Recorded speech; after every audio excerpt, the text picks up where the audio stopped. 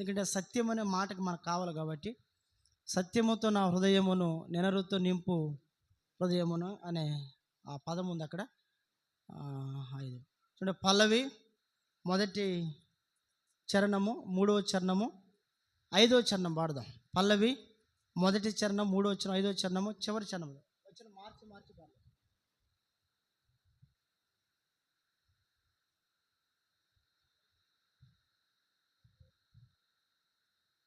నింపుమో ప్రభువా నన్ను సర్వ సంపూర్ణతతోను, నన్ను సర్వ సంపూర్ణతతోను నన్ను నింపుమో నీదు ఆత్మతో, నన్ను నింపుమో నీదు ఆత్మతో, నన్ను నింపుము సర్వశక్తితో, నన్ను నింపుము సర్వశక్తితో, నన్ను నింపుము ప్రభువా నన్ను, నింపుము ప్రభువా నన్ను సర్వ సంపూర్ణతతోను, నన్ను సర్వ సంపూర్ణతతోను నన్ను.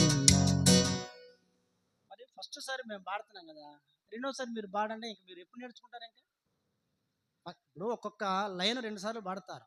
మీకు రాదు కాబట్టి ఒకసారి మేము పాడుతున్నప్పుడు వినాలా, రెండోసారి పాడండి. అట్లా పాడకపోతే ఇంకా అయ్యే పాడాలమ్మా మొదటి నుంచి. స్తుతి మహిమ ఘనత నీకు యెహోవా నా బలమా, ఇక అయ్యే పాడాలి. ఇంకా నేర్చుకోవాలి పాటలు. మేము పాడతాం ఫస్ట్ లైను, రెండో లైను మీరు కలిపి గట్టిగా పాడాలా. మీరు నోట్లో చిన్నగా మాట్లాడడం కాదు, గట్టిగా పాడాలి పాటలు. ఇళ్ళ దగ్గర మనం బాగానే మాట్లాడతాం కదా, అట్లా పాడాలి పాటలు గట్టిగా.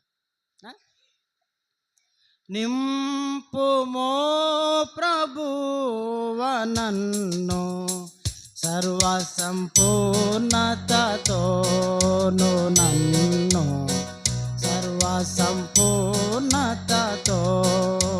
నన్ను నీదు మహిమతో నింపుము నన్ను, నీదు మహిమతో నింపుము నన్ను ఫలములతో నా జీవితమున్, ఫలములతో నా జీవితమున్ నింపుమో ప్రభువా నన్ను, నింపుమో ప్రభువా నన్ను సర్వ సంపూర్ణతతోను,